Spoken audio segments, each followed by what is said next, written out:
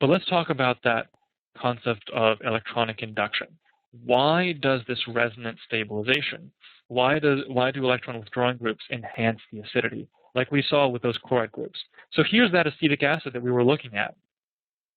And what I want to examine here is, okay, so I have my acetic acid, and it's going to get deprotonated. So it gets deprotonated, it has this negative charge,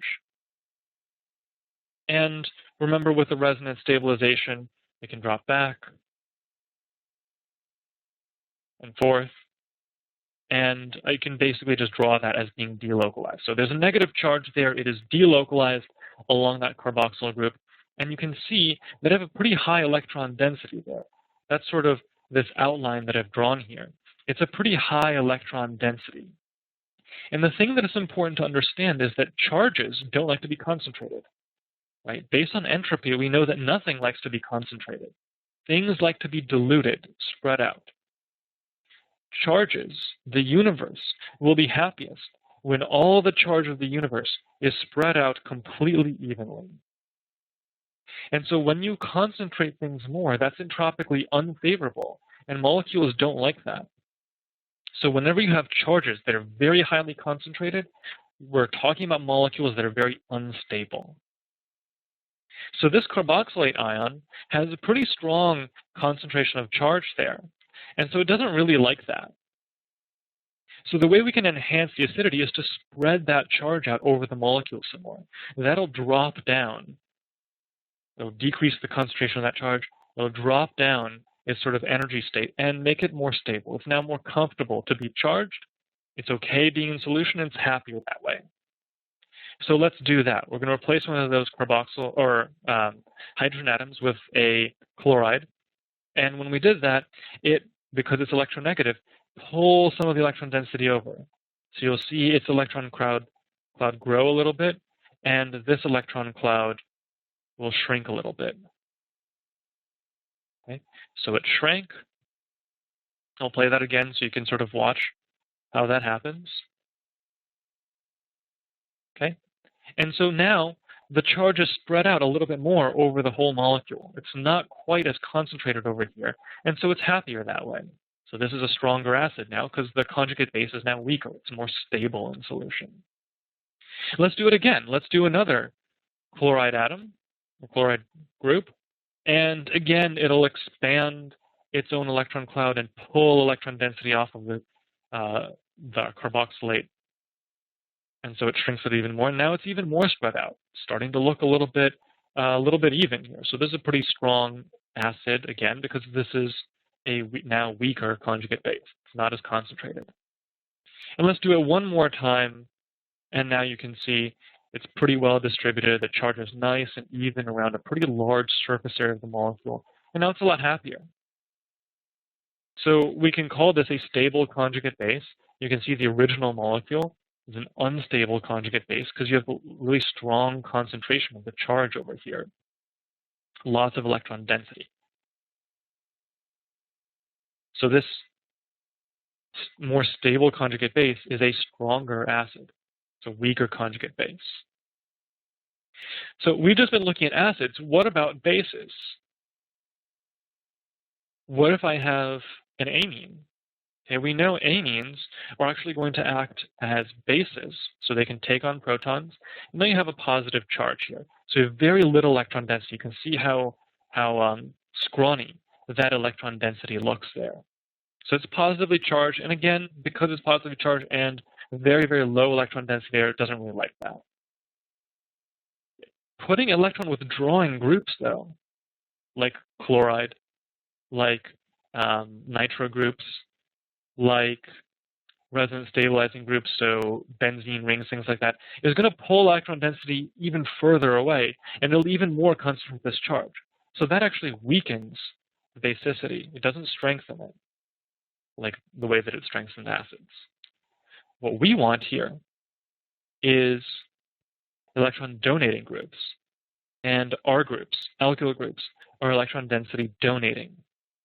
When they donate their electron density, you sort of increase the electron density there over the NH3 plus group. And it makes it a little bit less unstable because you're sort of weakening that positive charge. Add another one, and it grows a little bit bigger. Add another one, and it grows a little bit bigger. And again, if you compare them, you can see now it's a lot fuller and happier. And so this is going to be a lot more stable. Okay?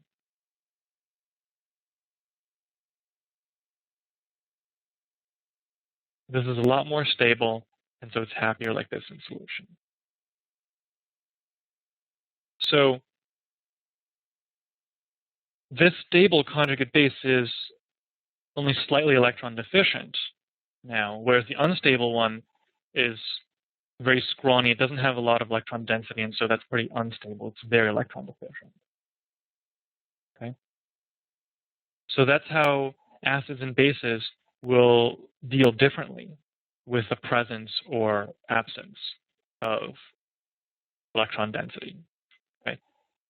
The gist of this is, for very similar reasons, compounds will want to distribute charge as evenly as possible. It's all due to entropy and wanting to have the most stable, spread out electronic structure as equal as possible. So reactions that we can get with our carboxylic acids. Nucleophiles will come in, attack the electrophilic carbonyl, as we've seen over and over and over again. So that's something that should be really ingrained into your head. And we get, this time, a nucleophilic substitution reaction.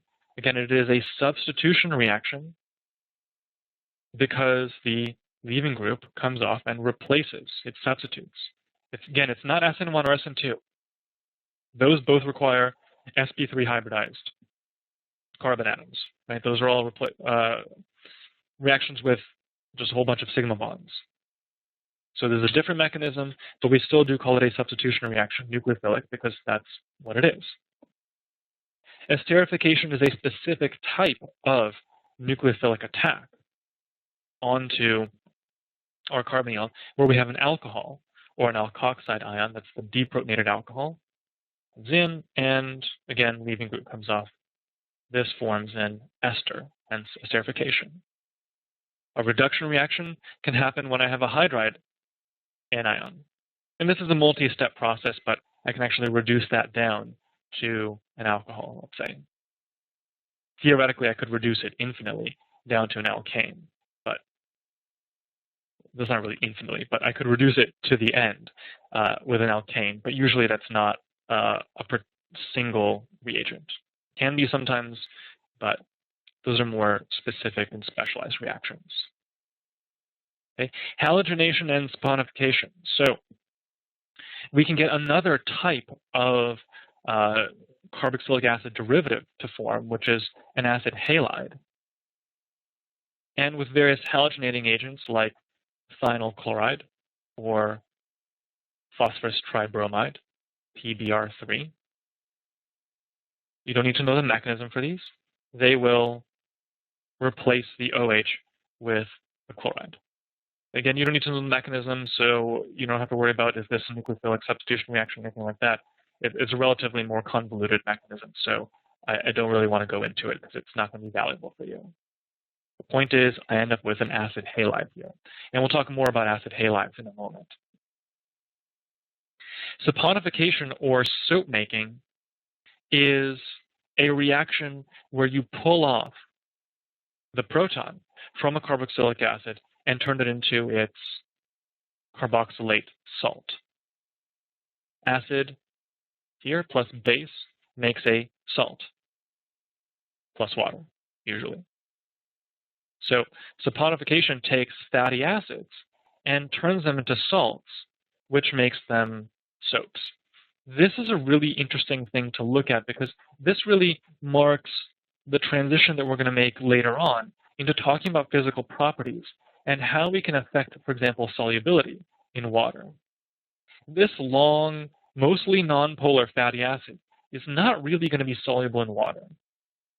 But as we'll see later, the way that you can make organic molecules very highly soluble in water is to put charges on them. when you make them charged, you dramatically increase their solubility. And that is going to really affect, because you change their solubility in water, is going to affect their physical properties and the way they interact with different solvents. Okay? So we'll talk about that more later. So now I end up with soap here, and the reason why I call it soap is because this really is what soap molecules look like. You have this very highly soluble end, and you have this nonpolar end. And the nonpolar end is able to interact with other nonpolar compounds and get them to dissolve in water. It's called an emulsification. We'll talk more about that when we get to the digestive process. For most students, and maybe you too, the CARS is the hardest section on the MCAT. It may feel like it's one of the few remaining obstacles between you and the medical school of your dreams.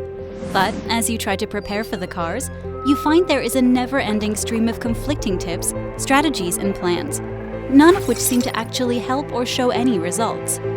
If you feel frustrated, overwhelmed, or lost when it comes to the CARS, if you're looking for a CARS expert who has helped thousands of students achieve their MCAT CARS goals, then you've found your solution. Testing Solutions MCAT CARS Bootcamp. Founded by Nick Zahner, a current medical student at Stanford with a master's degree in philosophy of religion from Harvard, Testing Solutions' approach to the CARS is revolutionary. Testing Solutions CARS Bootcamp provides day-by-day, step-by-step instruction that teaches you the techniques that produce ultra-high MCAT CARS scores. Instead of wasting your time with the needlessly complex filler that other companies try to sell you, Testing Solutions' approach to the CARS is based on the principle of minimum effective dosage.